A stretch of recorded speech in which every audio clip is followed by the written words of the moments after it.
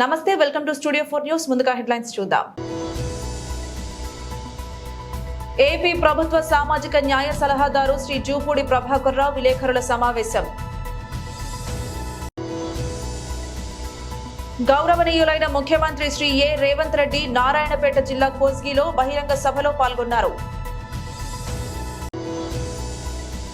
దేశ భద్రతను పటిష్టం చేసేందుకు మోదీ ప్రభుత్వం ఎనలేని కృషి చేసింది బీజేపీ అమిత్ షా.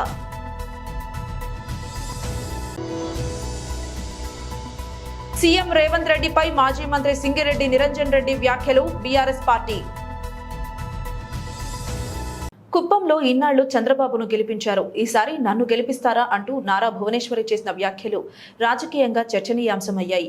అవి సరదాగా చేసిన వ్యాఖ్యలోని భువనేశ్వరి స్పష్టం చేసినప్పటికీ వైసీపీ నేతలు ప్రెస్ మీట్లు పెట్టి మరీ స్పందిస్తున్నారు. ఏపీ ప్రభుత్వం సామాజిక న్యాయ సలహాదారు జూపూడి ప్రభాకర్ రావు కూడా మీడియా సమావేశం నిర్వహించారు. ఈ వ్యాఖ్యలు చూస్తుంటే చంద్రబాబు అసెంబ్లీ ఎన్నికల నుంచి తప్పుకుంటున్నాడా అంటూ జూపూడి సందేహం వెలిబుచ్చారు. అదే నిజమైతే నాడు అసెంబ్లీలో వెక్కి వెక్కి ఏడుస్తూ మళ్లీ ముఖ్యమంత్రిని అయితే తప్ప సభలో అడుగు పెట్టనని నువ్వు చేసిన శపథం ఏమవుతుందో చూసుకో, మీ ఆవిడతో దాన్ని పూర్తిస్తానంటే పూరించుకో, మాకెలాంటి అభ్యంతరం లేదు. నువ్వు ఆ నియోజకవర్గం నుంచి పారిపోతున్నదే నిజమైతే ప్రజలకు సమాధానం చెప్పాలి. చంద్రగిరి నుంచి కుప్పం వచ్చావు, కుప్పం నుంచి తిప్పం వెడతావా?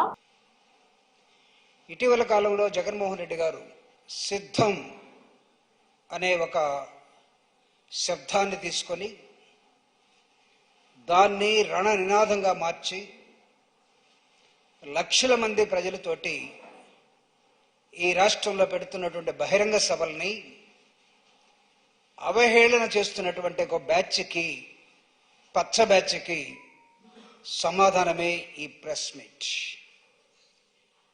జగన్మోహన్ రెడ్డి గారు దేనికి సిద్ధం అని అంటున్నాడో దాన్ని వీళ్ళు గ్రహించలేక వాళ్ళ జీవిత కాలంలో ఆయన చేసినటువంటి పనులు చేయలేక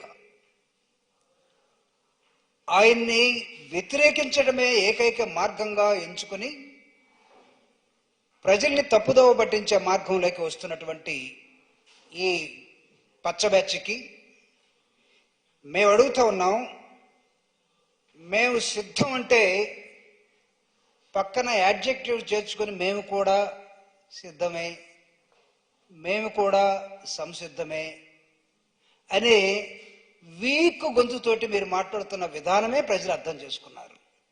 సిద్ధం అనేది దేనికి సిద్ధమంటే ఈ రాష్ట్రంలో మళ్ళీ తిరిగి డీబీటీ కోటాను కోట్ల డబ్బుల్ని ప్రజలకు పంచడానికి మేము సిద్ధం. జగన్మోహన్ రెడ్డి గారు వస్తే, జగన్మోహన్ రెడ్డి గారిని గెలిపిస్తే సంక్షేమ కార్యక్రమాలు ఇంకా డబుల్గా ముందుకెళ్తాయి.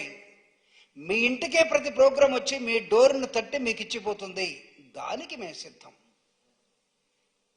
ప్రభుత్వ తెలుగు మీడియం స్కూళ్ళల్లో ఇంగ్లీష్ మీడియాన్ని తీసుకొచ్చి గ్రామీణ ప్రాంతాల్లో ఉన్నటువంటి వైద్యం మీద ఏ రోజు గురిపెట్టినటువంటి గతంలో ఉన్న పాలకుడు చంద్రబాబు నాయుడు గారు ఈరోజు జగనన్న వైద్యం మీద 55,000 డాక్టర్ని, నర్సుల్ని రిక్రూట్ చేసి ప్రతి పల్లికి వైద్యాన్ని అందించడానికి మేము సిద్ధం. మహిళల ఆత్మ గౌరవాన్ని పంచడం కోసం వైఎస్ఆర్ కాంగ్రెస్ పార్టీ సిద్ధం. పేదరిక నిర్మూలన. సబ్సిడీ గ్యాస్ సిలిండర్ హామీపై తెలంగాణ ముఖ్యమంత్రి రేవంత్ రెడ్డి కీలక వ్యాఖ్యలు చేశారు. మరో వారం రోజుల్లో 500 రూపాయలకే గ్యాస్ సిలిండర్ ను అందించనున్నట్లు తెలిపారు. బుధవారం నారాయణపేట జిల్లా కోస్గిలో నారాయణపేట, కొడంగల్ ఎత్తిపోతల పథకం సహా పలు అభివృద్ధి పనులకు మంత్రులతో కలిసి సీఎం శంకుస్థాపన చేశారు. అనంతరం మీడియాతో పలు అంశాలపై మాట్లాడారు. 6 ఎన్నికల హామీల్లో 2ంటిని ఇప్పటికే అమలు చేశామన్నారు. ఈ సందర్భంగా మాజీ సీఎం కేసీఆర్ పై రేవంత్ రెడ్డి విమర్శలు గుప్పించారు. భీమా, నెట్టంపాడు, కోయిల్ సాగర్, కల్వకుర్తి, ఎస్ఎల్బి, దేవాదుల, ప్రాణహిత, చేవెళ్ల ప్రాజెక్టులలో డబ్బులు దండుకుని అసంపూర్తిగా వదిలేశారన్నారు. 2 లక్షల కోట్ల రూపాయలు ఖర్చు చేసినా పనులు పూర్తి కాలేదన్నారు. పాలమూరు, రంగారెడ్డి ఎత్తిపోతుల పేరుతో 27,000 కోట్ల రూపాయలు ఖర్చు చేసినా 1 ఎకరాకు నీరు పారలేదన్నారు. ఏపీ సీఎం జగన్మోహన్ రెడ్డి రోజుకు 12 టీఎంసీల నీరు తరలించకపోతున్నా చూస్తుండిపోయారని దుయ్యబట్టారు. విరామం లేకుండా మరి తెలంగాణ రాష్ట్ర వ్యాప్తంగా అభివృద్ధి సంక్షేమ కార్యక్రమాలకు శ్రీకారం చుడుతున్న గౌరవనీయులైన ముఖ్యమంత్రి వర్యులు మహిళా స్వయం సహాయక సంఘాలతో ఇప్పుడు ఆత్మీయ సమావేశం ముందుగా సిద్ధంగా ఉన్నారు మీతో మాట్లాడడానికి. హనుమంతరావు గారు. అందరికీ నమస్కారం. ఒక్కసారి గట్టి చప్పట్లతోటి గౌరవ ముఖ్యమంత్రి గారికి ఆగని చప్పట్లతోటి కొడంగల్లో 4,400 కోట్ల రూపాయల అభివృద్ధి పనులు ఈరోజు శంకుస్థాపన చేసుకోవడం జరిగింది. కొడంగల్కి మహర్దశ పట్టింది. కొడంగల్ రూపురేఖలు మారిపోతున్నాయి. ఇదంతా మీకోసం, ప్రజల కోసం, కొడంగల్ కాన్స్టిట్యున్సీ ప్రజల కోసం. గట్టి చప్పట్లతోటి. అదేవిధంగా గౌరవ మంత్రులకి వచ్చేసిన పెద్దలందరికీ కూడా గట్టి చప్పట్లు కొట్టవలసిందిగా కోరుతున్నాము.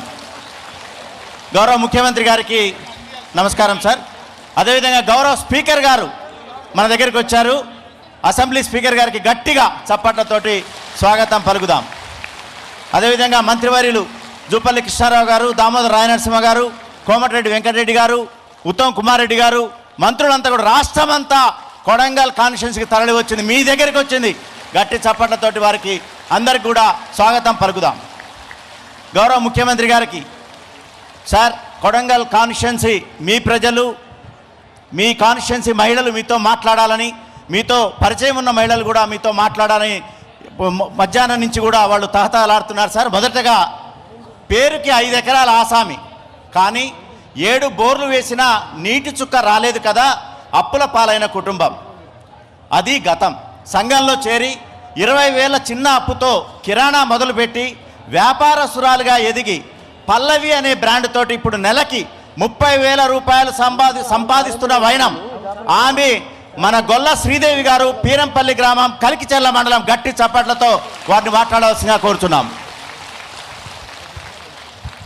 సభకి నమస్కారం. మన ముఖ్యమంత్రి గారికి ధన్యవాదాలు. మా ఆత్మీయుల సమ్మేళనకు మా మహిళలతోని మాట్లాడడానికి ఇక్కడికి విచ్చేసినందుకు మా మహిళలందరూ చాలా అదృష్టవంతులు సార్. మిమ్మల్ని ఇంత దగ్గర నుంచి చూడడం అంటే కూడా అసలు మాకు ఈ అవకాశం వస్తుందని కూడా మేము అనుకోలేదు. ఈ అవకాశం ఇచ్చిన అందరికీ మాకు హృదయపూర్వక ధన్యవాదాలు. నా పేరు శ్రీదేవి సార్, వికారాబాద్ జిల్లా కులక్చెర్ల మండల్, పీరన్పల్లి నాది.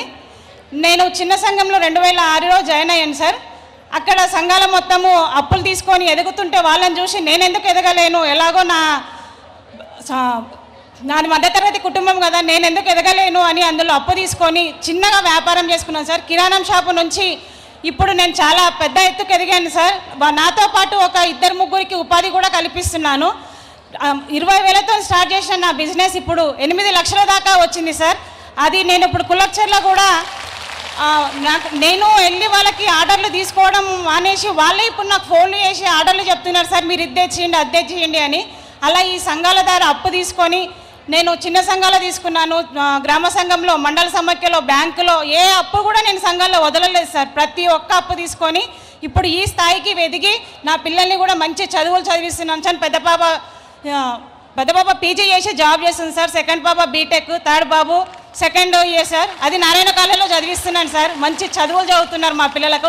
ఆస్తులు అయితే ఏమి సంపాదించలేదు సార్, కాకపోతే మా పిల్లలకు మంచి చదువులు మాత్రం ఇస్తున్నాను సార్. ఇది నా ఎదగడం సార్. నేను శ్రీ రామలింగేశ్వర సిరిధాన్యాల రైతు ఉత్పత్తుల సంస్థ చైర్పర్సన్ని సార్. మా దగ్గర ఎఫ్పీజీలో వచ్చేసి 135 ఉన్నాయి సార్. అక్కడ సార్ నా మ్యారేజ్ కానప్పుడు 10th చదివినా సార్. మ్యారేజ్ అయినాక మా ఆయన డిగ్రీ దాకా చదివించిండు సార్. అవునా? అవును సార్. ఏం పేరమ్మా మీ ఆయన పేరు? రమేష్ సార్. రమేష్. అవును సార్. మంచోడమ్మా, పెళ్ళైనాక కూడా భార్యను చదివించిండు సార్. ఇంటిని అంతా బాగా చేస్తున్నాడు అంటే అభినందనలు అమ్మా మీ కుటుంబానికి. పిల్లల్ని కూడా బాగా చదివించుకో, చదువుకుంటేనే భవిష్యత్తు ఉంటుంది. నువ్వు బాగా గుర్తించినావు, మంచిగా ప్రోత్సహించు పిల్లల్ని. ఓకే అమ్మా, థ్యాంక్ యూ సార్.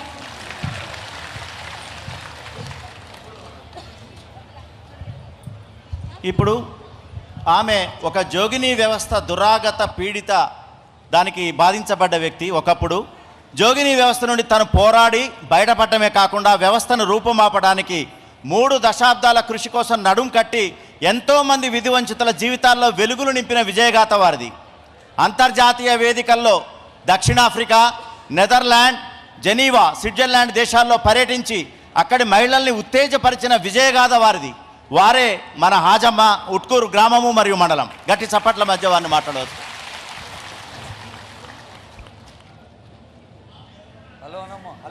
హలో. మా ముఖ్యమంత్రి గారికి, అదేవిధంగా వేదిక మీద ఉన్న పెద్దలకి, ఇక్కడున్న మా మహిళలందరికీ, అధికారులకి, ప్రజాప్రతినిధులు మొత్తంకి పేరు పేరున ధన్యవాదాలు తెలియజేసుకుంటున్నా. నిజంగా ఒకప్పుడు నన్ను జోగిన్ చేశారు. జోగిన్ చేసిన తర్వాత నేను సంఘంలో ఒక మహిళా సంఘంలో చేరిన తర్వాత నేను జోగినిగానే చేరాను. మా సంఘమే జోగినీలు ఉన్నారు, మొత్తం 15 మంది జోగినీల సంఘం. చేరిన తర్వాత నేను ఖచ్చితంగా ఎట్లయినా కానీ సంఘంలో చేరాను. అప్పటికి జోగినిగా నాకు 2 పిల్లలు, కానీ నన్ను జోగిని అంటున్నారు. నేను పెళ్లి చేసుకోవాలని ఒక సంకల్పంతో నేను పెళ్లి చేసుకున్నా. అదే ఊరి అబ్బాయిని, ఇంటర్మీడియట్ అబ్బాయిని చేసుకున్నా. నాకు 2 పిల్లలు. ఒకప్పుడు 5,000 నా పెళ్లికి జోగిన్ చేయడానికి కూడా 5,000 ఎవరు ఇచ్చేవాళ్ళు కాని పరిస్థితి. కానీ నేను సంఘంలో చేరిన తర్వాత కాంగ్రెస్ హయాంలో పాకిస్తాన్ నుంచి బెదిరింపులు, దాడులు సర్వసాధారణం. కేంద్ర ప్రభుత్వం మారిన తర్వాత కూడా భారత్ పై పాక్ ఉగ్ర రూపం దాల్చింది. అయితే మోడీ ప్రభుత్వానికి ఎలా ధీటుగా సమాధానం చెప్పాలో మర్చిపోయింది. नरेंद्र मोदी सरकार ने इस देश को सुरक्षित करने का काम, जब कांग्रेस की सरकार थी, मनमोहन सिंह की सरकार थी, मित्रों, पाकिस्तान से आए दिन आलिया, मालिया, जमालिया घुस जाते थे, बम धमाके करते थे. आपने मोदी सरकार बना दी. पाकिस्तान की आदत नहीं कही. पूंछ और उरी में हमारे जवानों पर गोलियां चलाकर भून दिया. पुलवामा में हमला किया, मगर पाकिस्तान वालों को याद नहीं रहा. सरकार बदल गई. मोदी जी ने 10 ही दिन में सर्जिकल स्ट्राइक और एयर स्ट्राइक कर पाकिस्तान के घर में घुसकर बदला लेने का काम किया. ఉమ్మడి రాష్ట్రంలో సీఎం కిరణ్ కుమార్ రెడ్డి ఇచ్చిన జీవోను ప్రామాణికంగా తీసుకోవడం సీఎం రేవంత్ రెడ్డి అవగాహన రాహిత్యం. మాజీ మంత్రి శ్రీ సింగిరెడ్డి నిరంజన్ రెడ్డి. కొడంగల్కు, నారాయణపేటకు నీళ్లు ఇవ్వాలన్న సదుద్దేశంతోనే పాలమూరు రంగారెడ్డిలో ఆ కెనాల్స్ ను ప్రతిపాదించినాము. ఇలా నీళ్లు వద్దని మీరు కెనాల్స్ ను క్యాన్సిల్ చేస్తున్నారు. ఆ కెనాల్స్ ను క్యాన్సిల్ చేసి ఆలస్యమై నీళ్లు వస్తావో రావో తెలియనటువంటి జూరాల మీద నుంచి మళ్ళీ లిఫ్ట్ చేస్తామంటున్నారు. అసలు ఆనాడు కిరణ్ కుమార్ రెడ్డి గారు దిగిపోతూ ఇచ్చినటువంటి జీవోనే పాలమూరు రంగారెడ్డి కోసం ఆనాడు ఇచ్చినటువంటి జీవో. మేము ఆనాడే చెప్పినాం, ఇదో దగా, ఇదొక మోసం. ఉమ్మడి రాష్ట్రంలో పోతూ మనకు వెలితి మిగిల్చడానికి దురుద్దేశపూర్వకంగా ఇచ్చిన జీవో. ఇది ఒక పంచాయతీ కోసం, అంటే భవిష్యత్తులో రాష్ట్రం అయినాక కూడా వీళ్ళు శ్రీశైలం దిక్కు రాకుండా ఉండడం కోసం ముందస్తుగానే ఆనాటి ఆంధ్రప్రదేశ్ ప్రభుత్వం పాలమూరు రంగారెడ్డిని జూరాలకు వెళ్ళి స్టార్ట్ చేయాలనేటువంటిది జీవో ఇచ్చినారు. అంటే నీళ్లు తక్కువ ఉండేటువంటి చోట పాలమూరు రంగారెడ్డి ప్రాజెక్టును టేకప్ చేస్తే కింద ఉండేటువంటి రాష్ట్రం ఏర్పడినా సరే, 2 రాష్ట్రాలైనా సరే, కింద ఉన్నటువంటి దిగువన ఉండేటువంటి ప్రాంతాలకు నీటికి ఇబ్బంది ఉండదు. ఈ దురుద్దేశంతోనే ఆనాడు కిరణ్ కుమార్ రెడ్డి గారు వారి ప్రభుత్వం, ఆంధ్రప్రదేశ్ ప్రభుత్వం జీవో ఇచ్చింది. ఇప్పుడు ఆ జీవోను ప్రామాణికంగా తీసుకొని తెలంగాణ వచ్చిన 10 ఏళ్ల తర్వాత ఈ రోజు మీరు అక్కడ జూరాల మీద నుంచి మేము కెనాల్ లిఫ్ట్ చేసి నీళ్లు ఇస్తామంటే అది కూడా 1,00,000 ఎకరాలకు నీళ్లు. మనం తలపెట్టినటువంటి కెనాల్స్ ద్వారా 1,50,000 ఎకరాలకు వస్తాయి నీళ్లు. కొడంగల్కి వచ్చే, నారాయణపేటకు వచ్చే సర్వం సిద్ధంగా ఉంది. సిస్టమ్లన్నీ సిద్ధంగా ఉన్నాయి. నార్లాపూర్ కంప్లీట్ అయింది, ఏదుల కంప్లీట్ అయింది, ఒట్టెం కంప్లీట్ అయింది, కర్వేణ కంప్లీట్ అయింది, ఉద్దమాపూర్ దగ్గర పడ్డది. సిస్టమ్ అంతా కూడా కర్వేణ దాకా నీళ్లు తెచ్చుకోవడానికి రెడీగా ఉంది. ఇప్పుడు రేపు వానాకాలంలో మోటార్లు ఆన్ చేస్తే ఈ రిజర్వాయర్లు అన్ని కర్వేణ వరకు 4 రిజర్వాయర్లను నింపడానికి అవకాశం ఉంది. ఆల్రెడీ నార్లాపూర్ రిజర్వాయర్ మేము ఇంపౌండింగ్ స్టార్ట్ చేసినాం. కాబట్టి అన్ని రిజర్వాయర్లను నింపుకోవడం మూలంగా మరో గొప్ప ప్రయోజనం ఏముంటుంది? ఈ రిజర్వాయర్లు అన్ని కలిపితే నార్లాపూరు, ఏదుల, ఒట్టెము, కర్వేణ, ఉద్దండాపూర్ అన్ని కలిపితే 50 పైగా టీఎంసీల నీటి సామర్థ్యము నిల్వ ఉంటుంది ఈ రిజర్వాయర్లన్నీ నింపుకుంటే. అంటే కాలువల ద్వారా వాడంగా నీళ్లు రైతులు వాడుకోగా సంవత్సరం పొడవులా ఆ రిజర్వాయర్లలో మనం నీళ్ళని అట్లే నిల్వ ఉంచుకోవచ్చు. 50 టీఎంసీల పైచిలకు నీళ్ళని నిల్వ ఉంచుకుంటే పాలమూరు జిల్లాలో ఉపరితల సముద్రమే కదా పాలమూరు జిల్లా అంతా కూడా, ఎంత భూగర్భ జలం పెరుగుతుంది ఆ ఒత్తిడికి. 50 టీఎంసీల నీటి ఒత్తిడికి భూగర్భ జలం ఎంత అమోఘంగా పెరుగుతుంది. ఇప్పటికే చెరువుల ద్వారా, కుట్టల ద్వారా, చిన్న చిన్న రిజర్వాయర్ల ద్వారా, చెక్ డ్యాముల ద్వారా పాలమూరు జిల్లాలో భూగర్భ జలం అద్భుతంగా పెరిగి వచ్చింది. ఇదే 50 టీఎంసీలు పాలమూరు రంగారెడ్డిలో ఉండేటువంటి రిజర్వాయర్స్ ద్వారా నీళ్ళని నింపుకుంటే రేపు వచ్చే సీజన్లో అద్భుతంగా భూగర్భ జలం పెరిగి మళ్ళీ అదనపు ఆయకట్టు కూడా వస్తుంది వినియోగంలోకి. ఇన్ని సానుకూలతలు ఉండేటువంటి పాలమూరు రంగారెడ్డి ద్వారా కొడంగల్, నారాయణపేటకు నీళ్లు ఇవ్వాల్సింది పక్కకు పెట్టేసి ఇవాళ జూరాలకెళ్ళి నేను ఎత్తిపోస్తా, కేసీఆర్ చేసింది బాగాలేదు, నేను తెచ్చిందే మనగాంతరం అన్నట్లు, ఇదే గొప్ప అన్నట్లు చాటేటువంటి ఒక ప్రయత్నం చేస్తే ఇది ప్రజల మీద భారము, ప్రజలకు నష్టము, నీళ్ళందవు. రైతులు, ఒక ప్రాంత రైతులు, మరో ప్రాంత రైతులు, ఉమ్మడి జిల్లాలో ఉండేటువంటి వాళ్ళు, వివిధ ప్రాజెక్టుల కింద ఉండేటువంటి వాళ్ళు పరస్పరం అనుమానాలు పెరిగి భేషజాలు పెరిగేటువంటి ఒక ప్రమాదం ఉంటుంది, వైషమ్యాలు పెరిగే ప్రమాదం ఉంటుంది నీళ్ల కోసం. దయచేసి దానికి ఆస్కారం ఇవ్వవద్దని చెప్పి మేము విజ్ఞప్తి చేస్తా ఉన్నాం. పునరాలోచన చేయండి. మీరు అనవసరమైన పట్టుదలకు పోవద్దు, అనవసరమైన జిద్దు అవసరం లేదు. సారాంశం లేనిది తక్కువ ఖర్చుతో తక్కువ సమయంలో నీళ్లు రావాలి రైతాంగానికి. దాని మీద కావాలంటే అఖిలపక్ష సమావేశం పిలవండి, మేము వస్తాం. మా పార్టీ నుంచి రావాల్సిన వాళ్ళు వస్తారు, అన్ని పార్టీల నుంచి పిలుద్దాం, నిష్ణాతులైన ఇంజనీర్లను పిలుద్దాం, కాస్ట్ ఎక్స్పెండిచర్ని కూడా ఆ వేరియబుల్స్ అన్నింటినీ కూడా డిస్కస్ చేద్దాం. అందువల్ల మీరు తలపెట్టినటువంటిది ఇది పునరాలోచించమని, తక్షణమే కర్ణాటక ప్రభుత్వం తలపెట్టినటువంటి ఆ ప్రాజెక్టును బరాజును ఆపమని మేము డిమాండ్ చేస్తూ ఉన్నాం, విజ్ఞప్తి చేస్తూ ఉన్నాం. ప్రకాశం జిల్లా కనగిరి నియోజకవర్గం ఈ రోజు ఇన్ఛార్జి దద్దాల నారాయణ యాదవ్ గారి పరిచయ కార్యక్రమానికి ముఖ్య అతిథులుగా కనగిరి విచ్చేసిన మాజీ మంత్రివర్యులు ఒంగోలు శాసనసభ్యులు బాలినేని శ్రీనివాసరెడ్డి గారు, ప్రకాశం జిల్లా రీజనల్ కోఆర్డినేటర్ చౌవిరెడ్డి భాస్కర్ రెడ్డి గారు, రెడ్డి కార్పొరేషన్ చైర్మన్ చింతల చెరువు సత్యనారాయణ రెడ్డి గారు, జిల్లా పార్టీ జంకే వెంకటరెడ్డి గారు మరియు చైర్మన్లు, ఎంపీపీలు, జెడ్పీటీసీలు, సర్పంచ్లు, ఎంపీటీసీలు, నాయకులు, కార్యకర్తలు, అభిమానులు, జగనన్న సోషల్ మీడియా సైనికులు మరియు తదితరులు పాల్గొన్నారు. కనగిరిలో దద్దాల నారాయణ యాదవ్ గారి పరిచయ కార్యక్రమంలో భాగంగా నాయకులు, కార్యకర్తలు, అభిమానులు, ప్రజలకు పరిచయం చేస్తున్న బాలినేని శ్రీనివాసులు రెడ్డి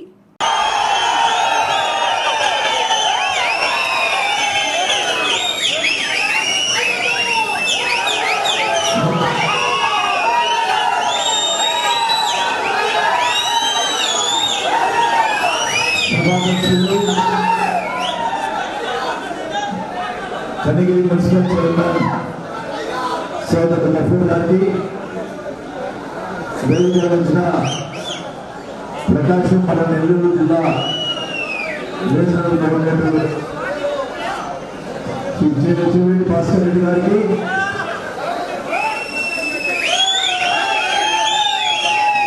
ఈనాడు కనగిరి నియోజకవర్గ వైఎస్ఆర్ కాంగ్రెస్ పార్టీ అభ్యర్థి శ్రీ దద్దాల నారాయణ గారికి,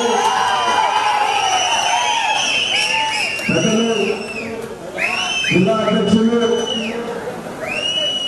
ఏపీఐసి చైర్మన్ శ్రీ జంకే వెంకటరెడ్డి గారికి, Reddy corporation chairman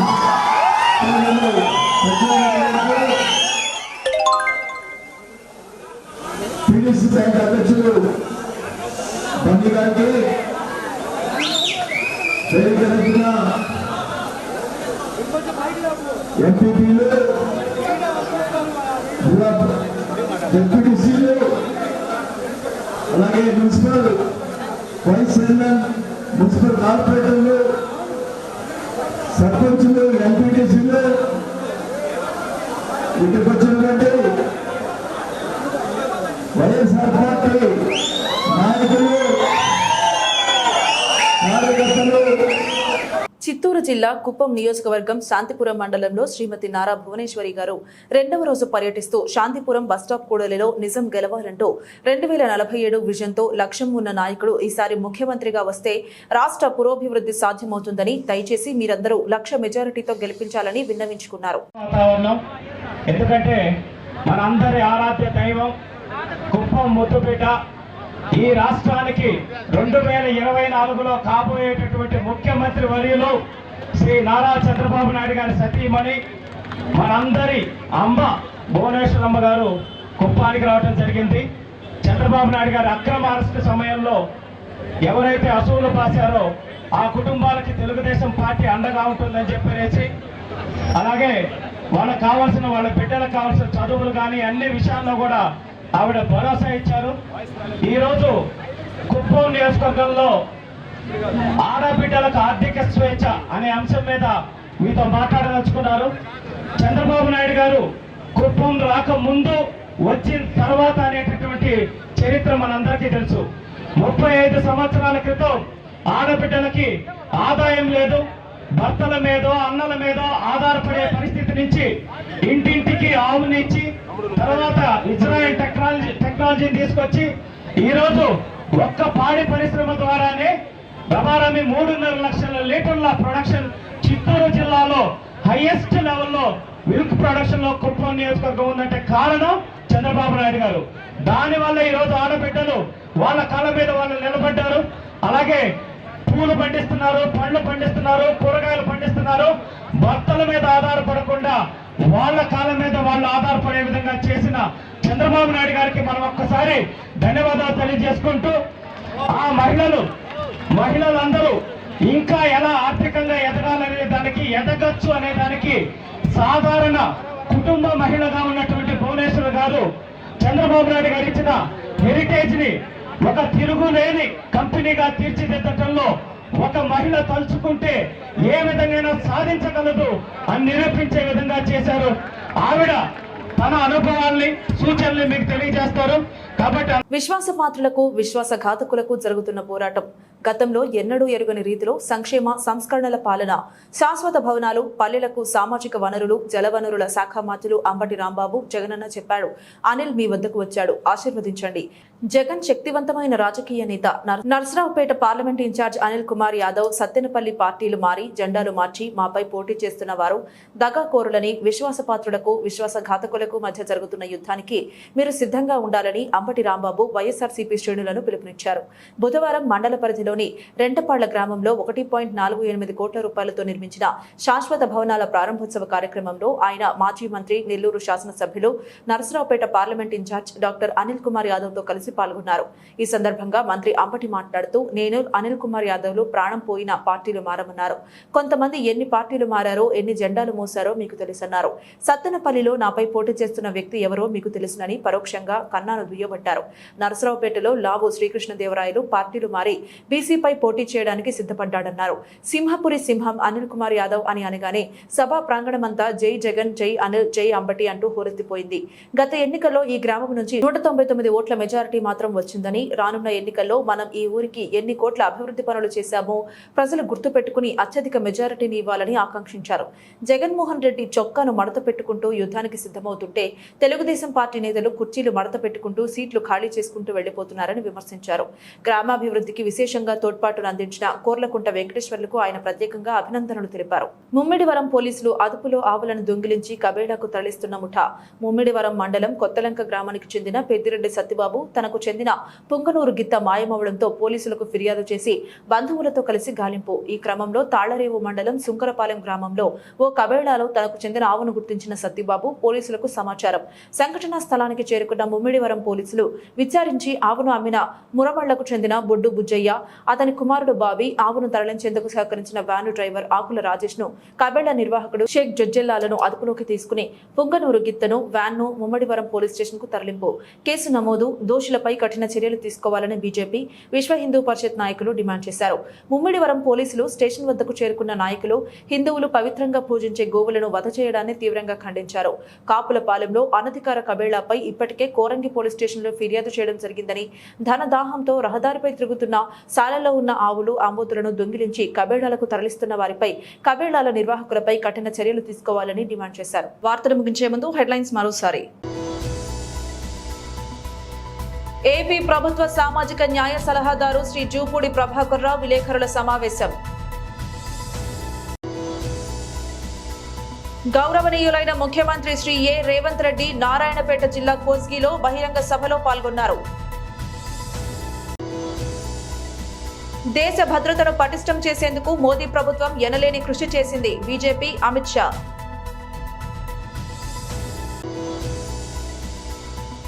CM Revanth రెడ్డిపై మాజీ మంత్రి సింగిరెడ్డి నిరంజన్ రెడ్డి వ్యాఖ్యలు. BRS party. ఇది ఇవాల్టి బులెటిన్. మరొక బులెటిన్లో మళ్ళీ కలుద్దాం. అంతవరకు సెలవు. నమస్కారం.